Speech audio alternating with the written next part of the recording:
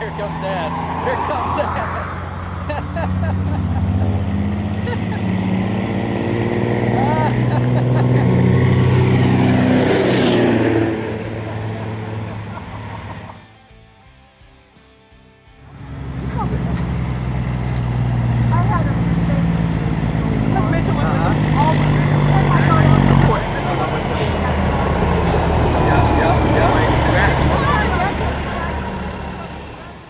Hey gang, Brian Martin, the boss man, coming at you from Riverdale, California, and I'm stoked to be here today.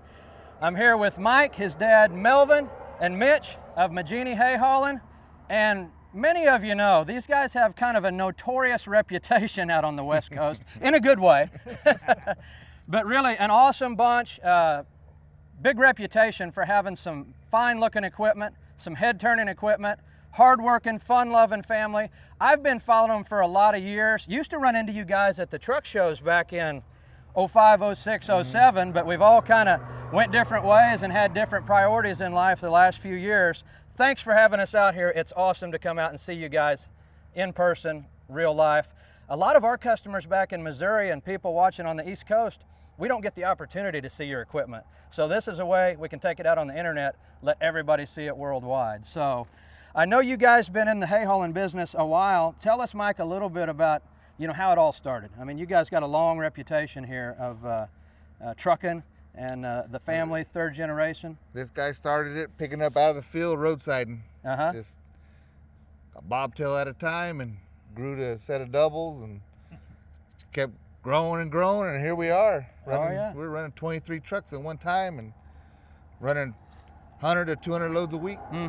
Just all these two hands right here. Oh yeah. Yeah. Then he come along and look at the mess we got now.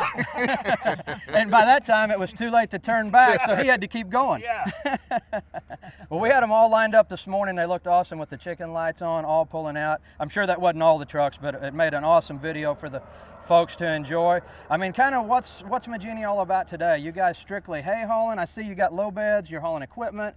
You staying in California primarily, or? We run a little bit of Nevada, Oregon, Arizona, diversify a little bit. We run equipment, got 4 trucks, running equipment all the time, and then the rest are hauling hay, and we got 1 commodity truck. And we run a little bit of wood chips here and there, but just mainly hay and equipment. I got a question that's been bothering me ever since we got here. What's up with Mitch and the Kenworth? Like, did you drop him on his head when he was little? You got to have a black sheep of the family. You got to have that one, just got to have something different, so here he is. I'm teasing, brother. They're all cool. Look at the hair. Yeah. It's following the Maginni style. It looks cool. It looks cool. So another thing that people have been wondering, I mean, you may not know this, but this is like a question that's often asked in the circuit. Like, everybody tells me that it's not just your trucks. Like your farm tractors, your lawnmowers, your wheelbarrows, your weed eaters are all yellow with green flames. Is that really true? We paint everything.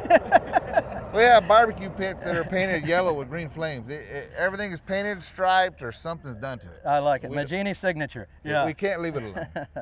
Well, I know we kind of put you on short notice that we were going to drop in on you like this. You've got the old needle nose out. We're going to do a walk around, and then 13. Tell me a little bit about that truck. This is not a recent build. This is something you did quite a while back, and it's still looking sharp.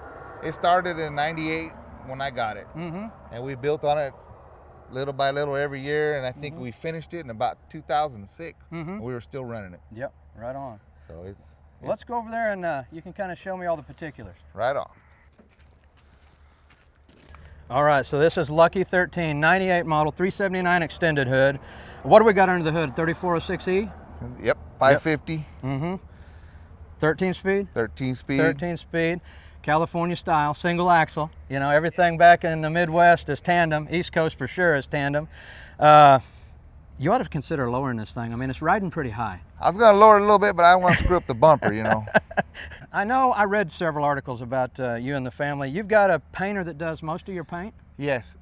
He got killed in a motorcycle accident, but Dale Lisdahl did all our paint for 30 years. And you take it to him, you could tell him what you want, when you pick it up, it's whatever he wanted. That's how a painter is.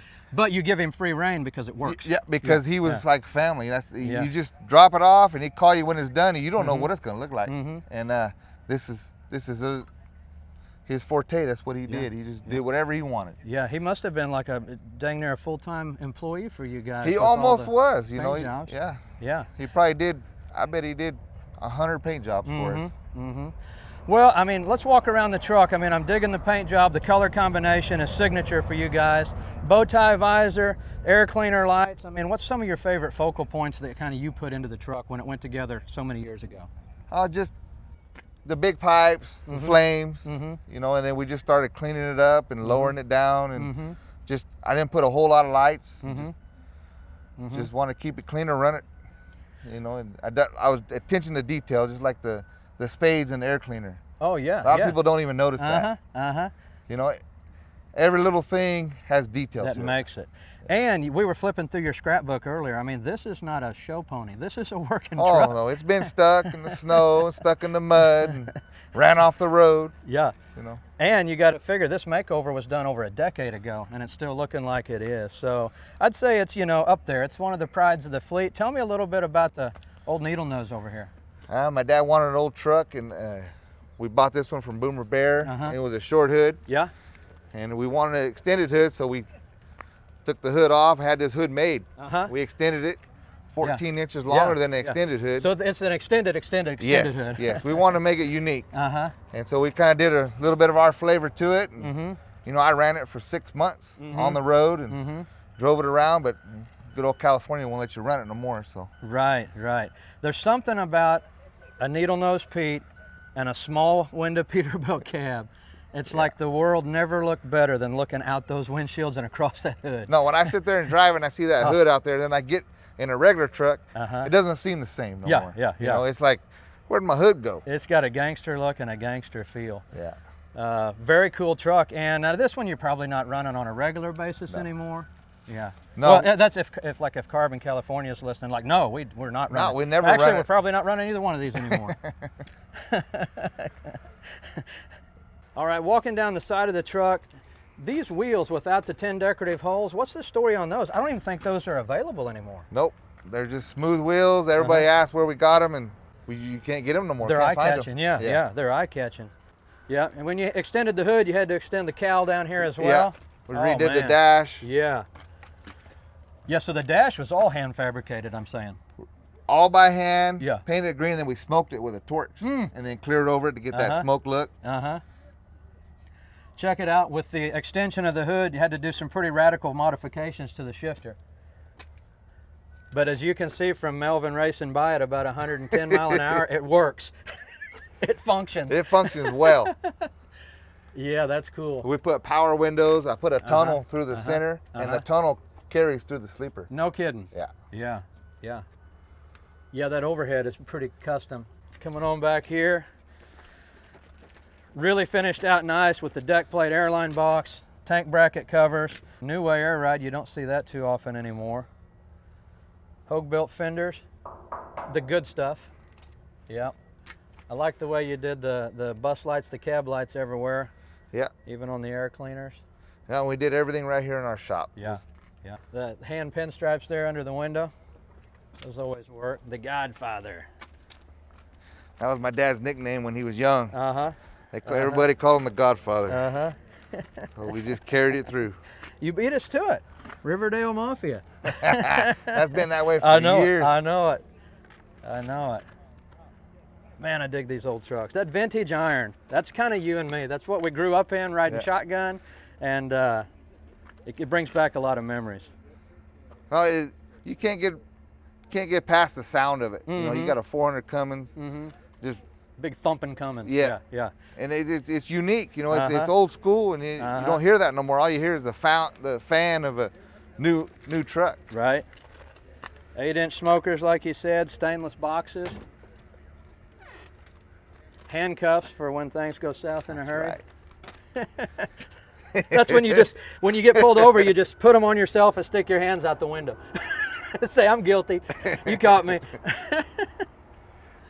No, we got a killer stereo system in it.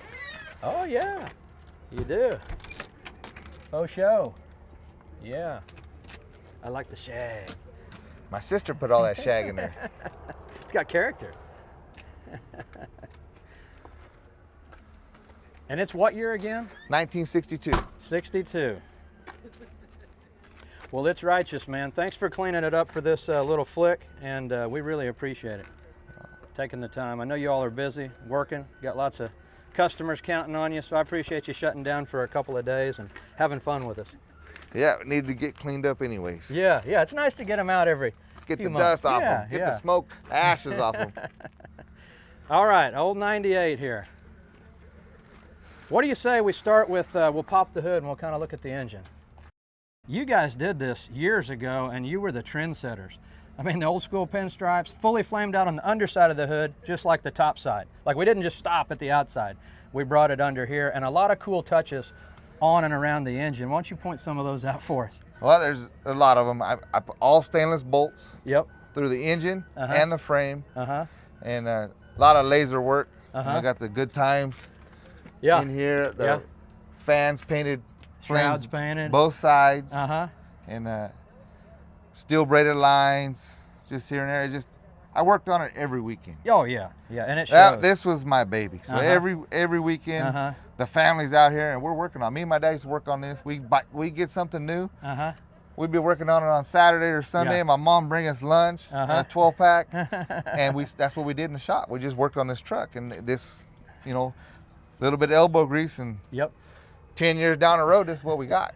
I'm kind of thinking, when you guys got something and it was stock, you never like put it to work in that fashion. You always had to tweak it. This truck sat in the shop for 2 weeks before I ever seen a load. Yeah. We bought it brand new, put it in the shop. We tore the suspension out of it, and a few other things. Had the painter out there. Everything was getting done at one time, and then 2 weeks later, it finally got to pull a load after it was brand new. A lot of chrome work under here. This is all polished out, your intake tee. Chrome column, chrome steering box. Definitely not an everyday thing for most of us. The fact you painted the fan blade on both sides of the blade, that's killer, man. That's cool. Now, you don't have a flip kit because they weren't available 10 years ago, but you did put airbags on the front, and this doesn't look like anything I've seen. This is kind of a factory setup on certain Pete's, but was it factory on this one? No. Yeah. They come out of a salvage yard? Yes. Matter of fact, all the pieces, we finally found one, and then we were missing one piece. We had to make one. I see. To make this kit work, and then we changed the bags to get it to drop. But it's a factory Pete air ride from the 70s. Yeah. And then we modified it to go lower. Right. And you don't see them no more. No, they weren't real popular, but you guys have made it work for old number 13 here. What's up on the West Coast with the 255 series tires? Like, is that just a personal appearance thing, or do you have some advantage? If we're hauling hay, when we're hauling double edge or 8-1 edge, it's taller. So with the 255s, get you 1.5 inches. Bring your trailer down. Yes. Yeah, okay. So the lower you are, the taller you can go with hay. So when you're hauling lightweight bales, you get paid by the bale. You want to put as many as you can on. So the 255s, it is an appearance thing. Yeah. But also, it helps you get more bales on to make more buck per load. Yep. So strapless breathers, as you said, the spades and the screens, very cool. Tell me what we got down here. I glanced at that and I thought it was a cab light you'd shave, but these are totally one-off. Yeah, this is a stainless pipe. And we sliced it and diced it to get the right angle and mount them there. I've never seen a set like it. You won't either. You got strapless air tanks. That's something you don't see very often either. Yeah, and then we got a Maginni cut in right here, so you can see the Maginni on the bottom with a light. Add to the bone. Yeah, cool. Let's go on around towards the back end here again. Got the bringing the spade accent all the way back here to the fuel tanks with your shutoffs. Yeah. Very cool. I like the freehand stripe down the frame. It's a nice touch. We got extra plugs because when I built this truck, they didn't have LEDs. So when you're running 300 lights with no LEDs, you can't run them off one plug cord, because they would melt. So we put extra plugs. Now with the LEDs, I can do away with them, but they're already here. So. Yeah, pimping ain't easy. It's a Maginni slogan from way back. Yeah. Well, let's look over the inside here. You know, we were looking at the truck before we started filming, and one of the cheap, cool, simple tricks you guys pulled off well, the padded floorboard. Man, it's so easy, so unique. Well, everybody's wanting to, you know, put wood, which is kind of outdated, or stainless, or a painted floor. I got to tell you, I really like this, and it's probably the fastest, lowest cost option of everything. It was carpet before, then like you said, everybody had wood. Yeah. And I'm not a fan of wood. Right, right. So if you see inside this truck, there's not a one piece of wood. Yeah, I've either painted it, turned it to chrome, or leather. And so I want to do something different. So we put leather, and it's pretty comfortable. Yeah. The short shift stick's pretty racy, hot rod looking. Yeah. That works well. Console with your big sound system, your big woof. Yeah, we're running about 3,500 watts with 112. And I got 5 TVs, even in the door. So if you're hanging out at the show, or you can sit there and watch TV. Right on. I put one-piece windows before they came out with one-piece windows. Yeah, like you had to fabricate all that. Yeah. Yeah, and nothing's cooler. I mean, you had quite the reputation for this the first couple years you showed it. The power open close back window, man, that is a mega cool idea. It's on air just like the side windows. Yeah. It rolls up and down. Fantastic. Low base seats. Love the painted dash, all pinstriped out to match. Love the way the seats, upholstery, floorboard, all the flames stitched in them, man, that come out cool. Coming on around to this side of the engine, I mean, you got the firewall cover with the same lights that you got under the bunk. That's very cool. Now, this thing was probably born a 475, but you guys have had it tuned to a 550, maybe more. Maybe a little bit more. It's a monster. And then all the filters are stainless filters. All the way around.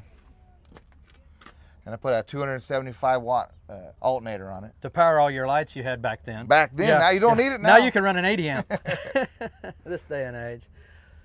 Well, man, it's well done. You've got everything just as it should be. I wouldn't change a thing on old 13. I'd leave it just the way it is. It's classic. People have read about it several times, you know, in different magazines, especially 10-4, being a West Coast magazine. But it's cool to get out here and see it again. We probably haven't seen each other since, gosh, 06, 07. Yeah. Something like that. Either Vegas or Reno. Yeah. Been a long time. I appreciate the invite. I got to ask, it looks like the rear tires are kind of juiced up, like maybe they could break traction if a guy was a little heavy right-footed. It's possible. It's possible. We could probably make that happen. Let's go back here and put the wheels in motion here, as they say.